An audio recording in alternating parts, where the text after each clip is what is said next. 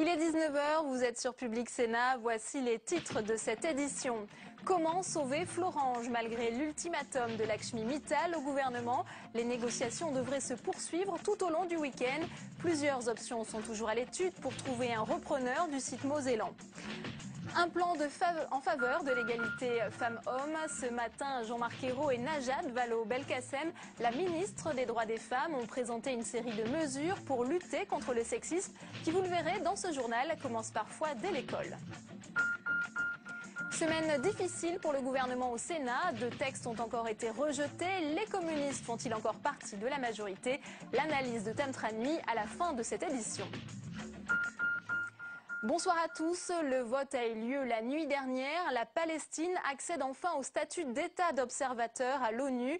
Et déjà, le gouvernement israélien annonce en représailles son intention de construire 3000 logements supplémentaires dans les colonies à Jérusalem-Est et en Cisjordanie. Mélanie Bontemps. C'est un véritable acte de naissance pour les Palestiniens. Les mots viennent de Mahmoud Abbas. Hier soir, l'Assemblée générale des Nations unies a reconnu à l'autorité palestinienne le statut d'État observateur.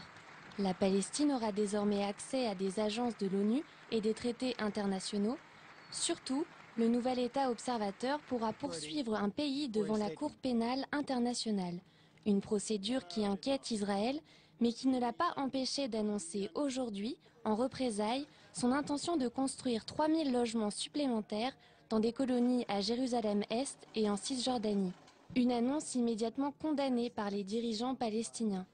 Le gouvernement israélien pourrait également bloquer les taxes perçues par l'autorité palestinienne et limiter les permis de travail pour les Palestiniens.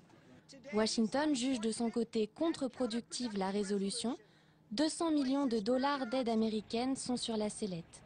Moins de 2 semaines après la confrontation meurtrière entre Israël et la bande de Gaza, le chemin pour une coexistence pacifique de ces 2 États est encore long.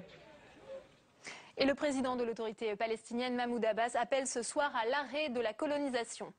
Y aura-t-il un repreneur pour Florange alors que Matignon reprend le dossier en main? 3 propositions sont désormais sur la table. Les négociations devraient se poursuivre ce week-end. Les explications de Cécile Sixou.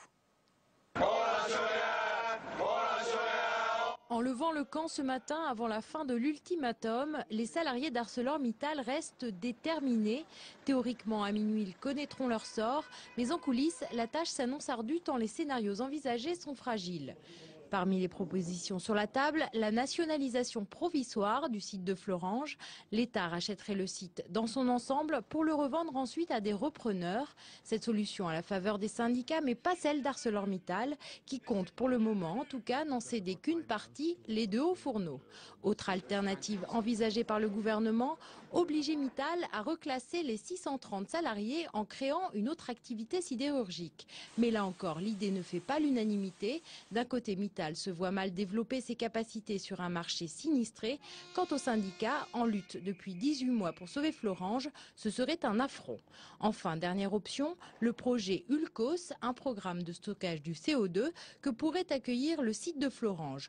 Une option séduisante, seul bémol, elle ne pourrait débuter que dans 2 ans. Si le gouvernement cherche à gagner du temps, Mittal n'est pas prêt à payer les 8 millions d'euros par mois nécessaires à l'entretien des hauts fourneaux. Et nous retrouvons en direct de Florange par téléphone Francisco Lopera. Vous êtes délégué CGT, bonsoir. Bonsoir. Alors on l'a vu, 3 pistes sont toujours à l'étude, mais il se pourrait bien que le gouvernement abandonne peut-être cette idée de nationalisation. Quelle est votre réaction? Pour nous aujourd'hui, il n'y a pas d'alternative. C'est l'ensemble du site qui doit être repris par un repreneur. Sinon, aujourd'hui, il faut que l'État renationalise dans un premier temps la sidérurgie pour trouver le temps de reprendre un repreneur. Alors, l'Élysée semble avoir repris le dossier en main. Est-ce que c'est une bonne chose selon vous? Écoutez, nous, on ne comprendrait pas qu'aujourd'hui, Moncbourg qui a fait depuis mercredi où on a été reçu par le ministre du redressement productif et on a été à Bercy au ministre de l'économie, discuter avec lui, qu'il revienne sur ses positions avec le gouvernement. Ce matin, justement, Arnaud Montebourg a rendu une visite aux salariés qui étaient venus manifester devant Bercy. Qu'avez-vous pensé de cette visite? On trouvait que c'était bien. Nous, on on était sur Florange, mais aujourd'hui l'intersyndicale se bat pour qu'il y ait un repreneur ou on renationalise la sidérurgie, le temps de trouver un repreneur, mais dans tous les cas, sinon, si Mittal ne veut pas revenir en arrière, il faut qu'on laisse l'expropriation. Quelle est l'ambiance sur place? Les salariés, on l'imagine, restent mobilisés. Vous êtes inquiets à quelques heures de la fin de l'ultimatum? Nous, on est inquiets parce que je veux dire qu'aujourd'hui, le gouvernement avait toutes les cartes en main pour prendre une décision dès ce matin. Donc on ne comprend pas qu'il y ait encore des pourparlers avec Mittal. Eh bien, merci beaucoup d'avoir été avec nous ce soir en direct sur Public Sénat. Record historique du taux de chômage pour la zone euro, il atteint désormais 11,7%, soit une progression de plus de 2 millions de chômeurs en un an. À l'heure où Nicolas Sarkozy accentue sa pression et intime l'ordre à François Fillon de trouver un accord avec Jean-François Copé, les militants vont-ils sortir indemnes de la crise à l'UMP? La tentation pourrait être forte de rejoindre un autre parti. Ambiance dans les Hauts-de-Seine, à Châtenay-Malabry, où les électeurs sont bientôt appelés aux urnes pour des législatives partielles après l'invalidation de l'élection de Patrick Devedjian, Paul Bouffard et Nathalie Guilloire. Difficile d'être sympathisant UMP ce matin sur le marché de Châtenay-Malabry. Depuis 12 jours, tous ont comme la gueule de bois, affligés devant le feuilleton Copé-Fillon. Très déçu de l'UMP, effectivement, oui. Et moi j'adhère, Front National, immédiatement. La carte UMP, vous ne l'avez pas déchirée, vous? Non, non. Je la garde bien précieusement au fond d'un tiroir en attendant que les choses se calment. Se calmer, impossible pour Simone. Cette fois, c'en est trop. La militante est tout simplement prête à rendre sa carte. C'est fini pour moi. Je le regrette parce que ce que j'ai fait, je l'avais fait avec beaucoup de cœur, beaucoup d'énergie. J'ai donné beaucoup de mon temps, au moins 15 ans. Maintenant, c'est terminé. Difficile aussi de faire campagne pour Patrick Devedjian. Dans ce contexte de guerre interne, les législatives partielles dans le département ont du mal à mobiliser. L'ancien ministre UMP doit faire de la pédagogie rassurée. Il y a des gens qui me font part de leur interrogation, de leur incompréhension. Et on se met à leur place, ils ont raison. Sur le marché, d'autres tirent profit de cette crise. Je crois qu'il y a un boom des adhésions en Ile-de-France en général. Il y a clairement un lien entre l'arrivée de nouveaux militants au Front National et l'explosion de l'UMP. Ouais. La crise dans le débat entre Plouffe et Chocolat, Copé-Fillon, les militants UMP sont complètement déboussolés. Ce qui est sûr, c'est que sur le terrain, on le sent.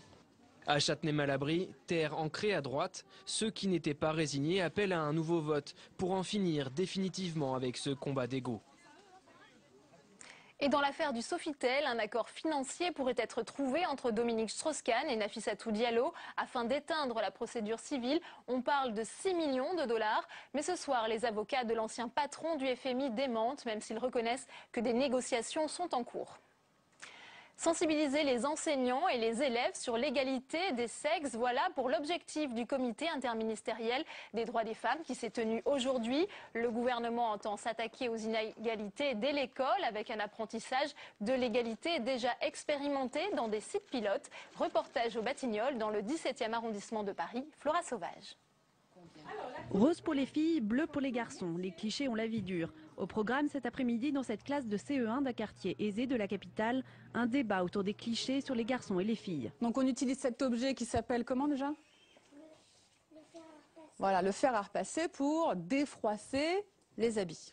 Alors je vous pose la question, est-ce que vous pensez que cette activité de repassage ne peut être faite que par une madame ou que par un monsieur? Ou est-ce que vous pensez que les deux peuvent le faire? Déconstruire les stéréotypes, c'est le but de l'intervention de Fanny Vaucel, qui est chargée de mission à la Ligue de l'enseignement. Et dès le plus jeune âge, les stéréotypes de genre sont déjà parfois bien ancrés. Est-ce que les filles qui n'aiment pas le rose sont quand même des filles? Le gouvernement souhaite généraliser ce type d'intervention dès la grande section de maternelle dans les écoles. Le corps enseignant y est plutôt favorable. Pour avoir été directeur d'école maternelle déjà, nous savons qu'ils arrivent déjà avec des représentations déjà formées. Et donc c'est à l'école, vraiment, je pense très fort, que de construire, de déconstruire les clichés qui sont déjà en place. Les futurs enseignants recevront une formation pour lutter contre les stéréotypes de genre. car une fois installé, il est bien plus difficile de s'en débarrasser. Et je pense qu'il y a aussi beaucoup de travail chez les grands, c'est-à-dire dans le secondaire, collège, lycée, où l'arrivée de l'adolescence fait aussi en sorte que parfois les stéréotypes s'installent ou se réinstallent. Finalement, c'est un apprentissage tout au long de la vie. Expérimenté à la rentrée 2013 dans 5 académies, le dispositif sera généralisé à toutes les écoles à la rentrée 2014. Et l'égalité femmes-hommes, c'est le débat de ce 19h avec nos invités ce soir. Isabelle Debré, bonsoir. Vous êtes sénatrice UMP des Hauts-de-Seine. Et Julie Muret, porte-parole du collectif Oser le féminisme. Alors bonsoir mesdames. Bonsoir. Il y a eu donc ces annonces ce matin lors d'un conseil interministériel. Est-ce qu'on est dans le symbole ou dans le réel progrès? Je me tourne vers vous, Julie Muret. Alors c'est une très bonne chose d'avoir ce comité interministériel sur l'égalité femmes-hommes. C'est le signe d'une volonté politique de faire avancer, puisqu'on sait que les inégalités femmes-hommes perdurent encore aujourd'hui, que ce soit au niveau des salaires, que ce soit au niveau du droit à la contraception et à l'avortement, ou que ce soit au niveau de la lutte contre les violences faites aux femmes. On va y revenir un plus dans le détail dans ce débat. Isabelle Debré, il y a quand même pourtant en France déjà un certain arsenal législatif, mais il faut encore lutter contre des stéréotypes. Comment fait-on? Vous savez, on vient de loin. Le droit de vote aux femmes, je vous le rappelle, n'est valable que depuis 1944, grâce au général de Gaulle. Donc vous imaginez 1944, c'est pas très loin. Donc on vient de loin. Il faut le savoir, c'est par une tradition, quelquefois même religieuse, quelle que soit la religion. Tradition aussi, on est d'un pays latin. Donc il y a beaucoup de travail à faire, mais je pense que ça doit dépasser les clivages politiques. Effectivement, le droit des femmes existe, nous devons travailler ensemble là-dessus, et je ne vois pas pourquoi on s'opposerait à des mesures, à condition que ce ne soit pas uniquement des annonces. Je crois qu'il n'y a pas de clivage gauche-droite pour ça, pour l'instant. Mais on sait qu'il y a un projet de loi sur le droit des femmes qui sera présenté par le gouvernement au printemps 2013. Alors qu'on sait que, par exemple, la loi qui sanctionne les entreprises qui ne respectent pas l'égalité salariale, bien, on a du mal à appliquer cette loi. Je me tourne vers vous, la législatrice que vous êtes, Isabelle Debré. Vous savez, c'est toujours très difficile de faire, entre guillemets, de l'ingérence dans l'entreprise, dans le privé, lorsque vous êtes législateur. Vous voyez bien que même au niveau politique, on a instauré la loi sur la parité. Regardez aujourd'hui, 23% de femmes au Sénat, je crois 24% à l'Assemblée nationale, enfin à la louche, donc on est encore très loin. Vous savez, les lois ne suffisent pas. Les lois ne suffisent pas. Il y a aussi un changement de mentalité, une question d'éducation, c'est vrai, là je suis d'accord avec le ministre, il y a une question d'éducation, mais l'éducation à l'école c'est une chose, mais l'éducation aussi des adultes en est une autre. Donc je crois qu'il y a vraiment aujourd'hui encore beaucoup de progrès à faire là-dessus, mais je ne veux pas, moi, devenir ce qu'on appelait à l'époque, vous savez, les chaînes de garde qui hurlent, etc. Je veux faire ça dans la sérénité et effectivement travailler sur ce sujet ne me pose aucun problème, bien au contraire. Une réaction, Julie Muret, un nouveau projet de loi, encore des lois, ou est-ce que justement il y a un travail à faire sur les mentalités? C'est vrai qu'on a un certain nombre de lois. Vous savez qu'il y a plus de 6 lois sur l'égalité professionnelle. On voit bien qu'aujourd'hui elles ne sont pas appliquées et que malheureusement on est obligé de faire appel aux sanctions pour pénaliser les entreprises qui ne respecteraient pas l'égalité. Il faudrait des déjà, sanctions plus elles sont lourdes, incitées à faire c'est ce que propose le Premier ministre et la ministre aux droits des femmes, des sanctions plus lourdes pour les entreprises, par exemple. Malheureusement, il faut en passer par là. Et c'est vrai que là, elles vont être incitées à faire un plan d'action sur l'égalité au sein de leur entreprise, que ça va être coordonné par les directions du travail. Donc c'est une bonne chose. Après, oui, les pénalités, je pense que ça peut inciter les entreprises à vraiment se saisir de cette question et avancer. On l'a vu, le plan qui est présenté balaye un peu tous les spectres de la société. Il y a aussi des mesures visant à promouvoir l'image de la femme dans les médias, lutter contre les images dégradantes dans les publicités. Il y a eu cette phrase de Carla Bruni cette semaine qui a dit que notre génération n'avait plus besoin de féminisme. Elle est revenue sur ses propos. C'est une maladresse selon vous?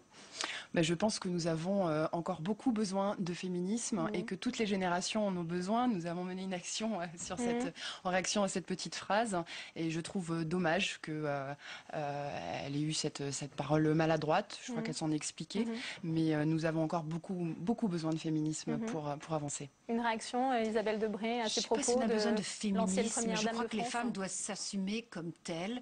On doit s'imposer. Excusez-moi, c'est un petit peu dommage de dire ça, mais vous savez, moi j'entends beaucoup de gens qui me disent mais au Sénat, ça doit être épouvantable, vous devez souffrir énormément, il doit y avoir un machisme épouvantable.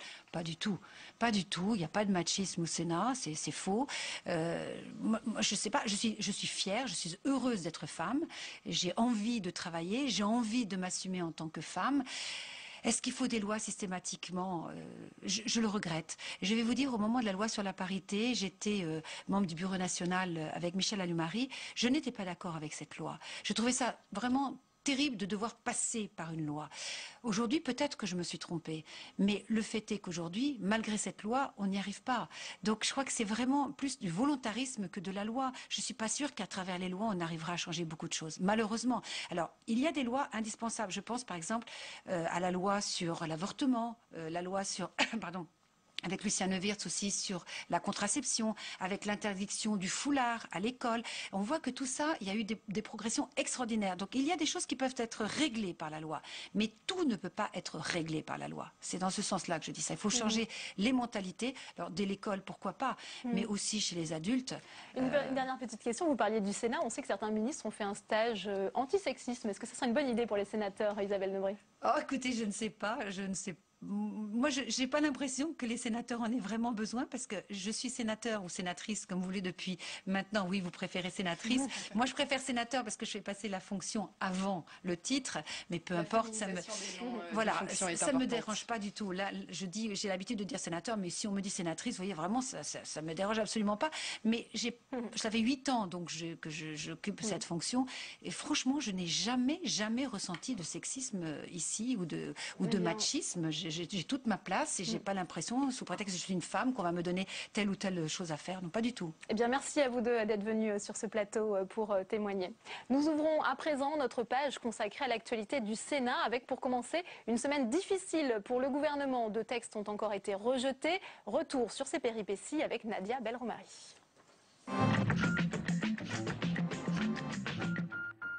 Mercredi, le Sénat a retoqué le budget 2013.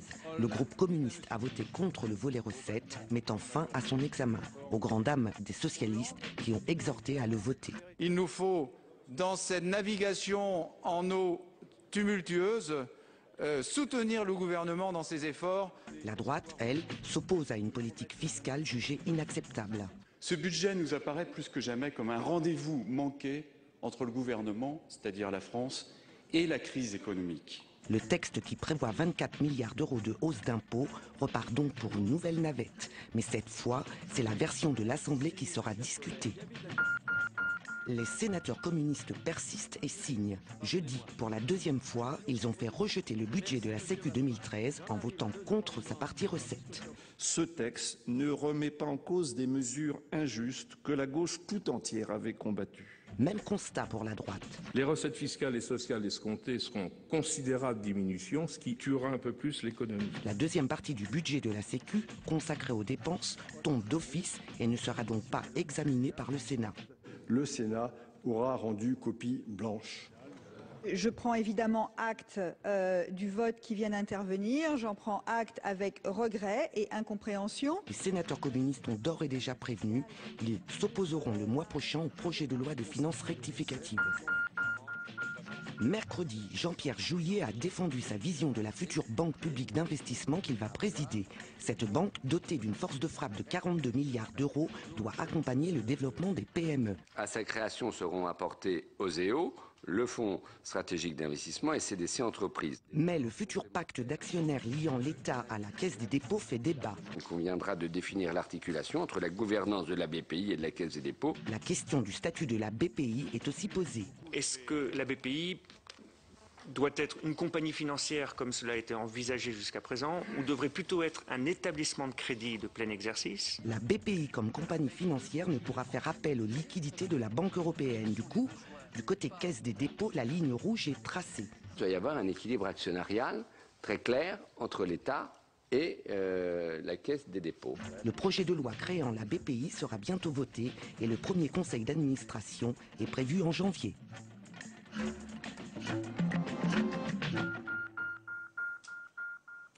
Tam Tranui nous a rejoint sur ce plateau. Bonsoir Tam. Bonsoir Delphine. Alors les communistes sont dans le collimateur du gouvernement. Eh bien, ça fait 2 fois qu'ils rejettent un texte cette semaine. Ça porte à 5 le nombre de textes rejetés par les communistes. C'est un signal plus que gênant pour le gouvernement. Oui, la majorité de gauche au Sénat n'est pas la majorité gouvernementale. Ça, l'exécutif le sait bien. Il en a encore eu la preuve cette semaine, comme vous venez de le dire, et comme on a pu l'entendre dans le reportage. Au total, donc, il y a 5 rejets des communistes en un mois, entre les tarifs progressifs de l'énergie, la loi de programmation budgétaire, la loi de finances, ou encore le budget de la sécurité sociale, rejeté en première et en deuxième lecture. Les communistes sont menés par Pierre Laurent, le secrétaire national du Parti communiste, qui est devenu sénateur de Paris au mois de septembre. Eh bien, ça se sent. Depuis son arrivée, eh bien, ils sont sans pitié avec les textes qu'ils jugent insuffisamment à gauche. Alors, entre les 5 rejets en un mois au Sénat, additionnés à l'enlisement dans Notre-Dame-des-Landes ou encore au défilé anti-austérité, les socialistes n'ont cessé d'être attaqués sur leur flanc gauche depuis l'automne. Harlem Désir, du coup, a décidé d'amorcer le dialogue cette semaine avec les autres partis de la gauche. Il a reçu Ruth Solferino, ses homologues d'Europe Écologie Les Verts, du MRC, du Parti radical de gauche ou encore du Parti communiste. Il leur a proposé de participer, je cite, à un comité de coordination à tous, mais pas au Parti communiste. C'est dommage. Mais bon, c'est la première opposante de gauche, mais on ne discute qu'avec les alliés du gouvernement. À noter Jean-Luc Mélenchon, le président du parti de gauche n'était tout simplement pas convié. Harlem Désir a toutefois dit qu'il était prêt à le rencontrer, mais le tribun du Front de gauche a déclaré dans Libération que François Hollande était aussi aveugle que Louis XVI. Pas sûr que Mélenchon, le révolutionnaire, reçoive de sitôt son carton d'invitation. Merci beaucoup Tam pour vos explications. Et alors regardez, on a posé la question d'ailleurs à notre partenaire du nouvelobs.com. Les communistes font-ils encore partie de la majorité? Ils ont répondu oui à 17%, non à 75%, ne se prononce pas 8% sur un total donc de 345 votants. L'édition 2012 du Paris du Vivre Ensemble, organisée par la sénatrice Europe Écologie Les Verts Esther Benbassa, se tient par ailleurs jusqu'à demain au Sénat, au programme des débats citoyens sur la situation des banlieues depuis l'élection de François Hollande. Écoutez ces réactions recueillies par Marie Brémaud. Dans les banlieues, on est extrêmement déçus en tout cas du démarrage, mais on est quand même force de proposition. On n'allume pas des cierges tous les jours pour que la gauche se plante, hein, parce que s'ils se plantent, tout le monde se plante, et les banlieues en priorité, quoi.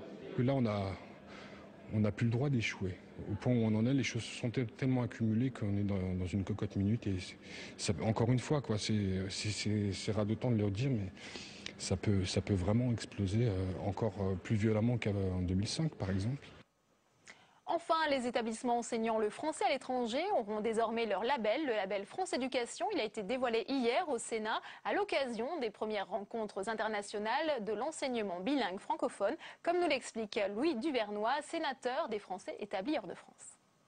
L'objectif de ces premières rencontres internationales, c'était de promouvoir le nouveau label France Éducation, qui a été conçu et élaboré par le ministère des Affaires étrangères. On va élargir notre offre éducative qui repose à l'heure actuelle sur un réseau de quelques 500 écoles, collèges et lycées homologués par l'éducation nationale hors du territoire national.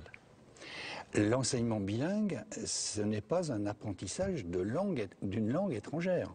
On enseigne, effectivement, dans les établissements bilingues, des langues vivantes étrangères. Mais un établissement bilingue, c'est un établissement qui repose sur l'enseignement en français et l'enseignement dans la langue allemande, espagnole, anglaise ou autre. C'est la fin de cette édition. Merci à tous de l'avoir suivi. Tout de suite, je vous propose une rencontre avec Gaëtan Gors. Je l'avais interviewé en juillet sur les origines de son engagement en politique, mais aussi sur sa vision du Sénat. Bonne soirée à tous.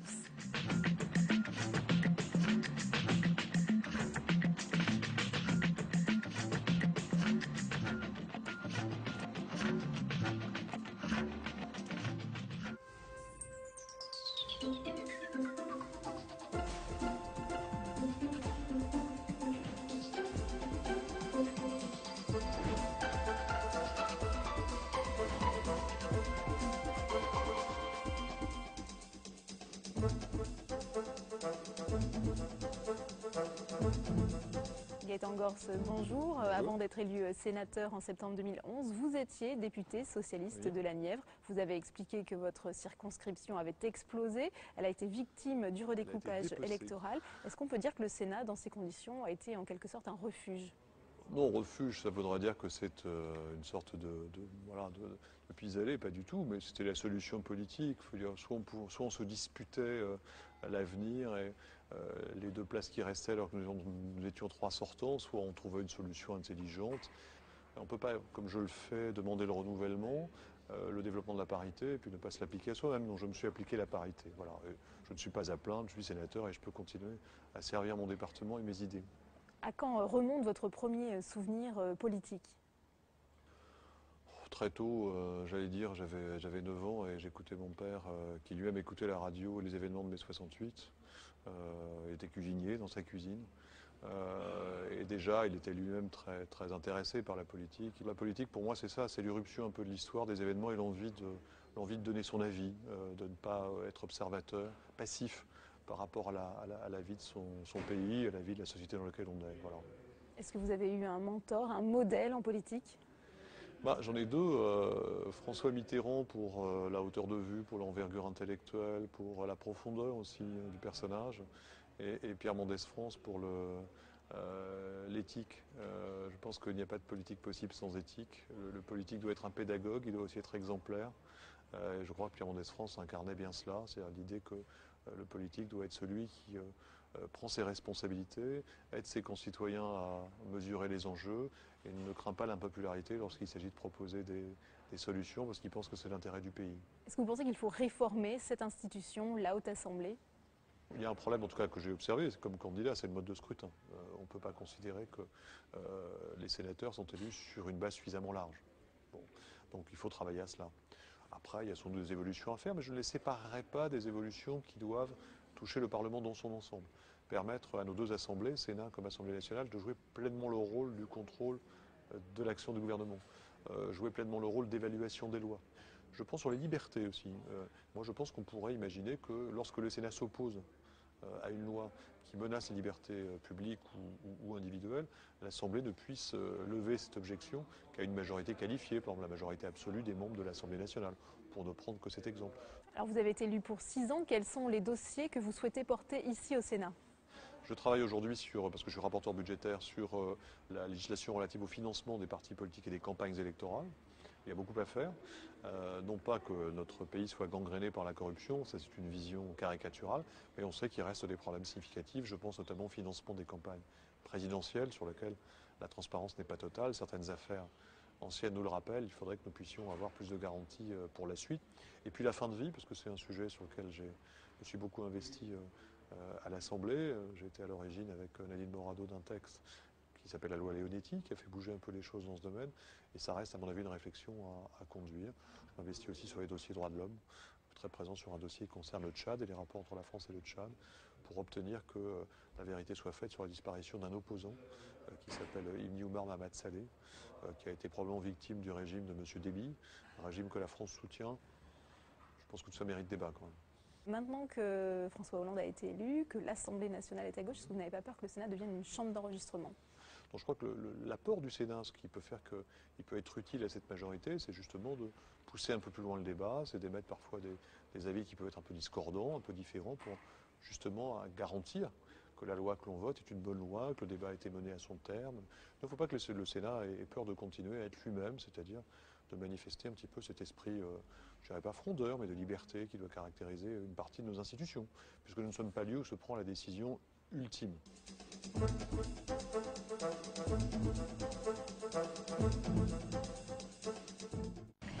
Comment un village d'irréductibles andalous lutte contre la crise en Espagne? Comment fonctionne une salle de shoot au Luxembourg? Pourquoi le gouvernement britannique lutte contre le gaspillage alimentaire? Et pourquoi la Pologne a décidé d'exploiter son gaz de schiste? Autant de reportages et de décryptages de notre rédaction. C'est dans Enquête d'Europe et c'est sur Public Sénat. Enquête d'Europe, dimanche à 11h15 sur Public Sénat. Se renseigner sur les programmes. Voir ou revoir les émissions. suivre le fil d'information politique et parlementaire. Pour vivre la politique en temps réel, connectez-vous et réagissez sur publicsénat.fr.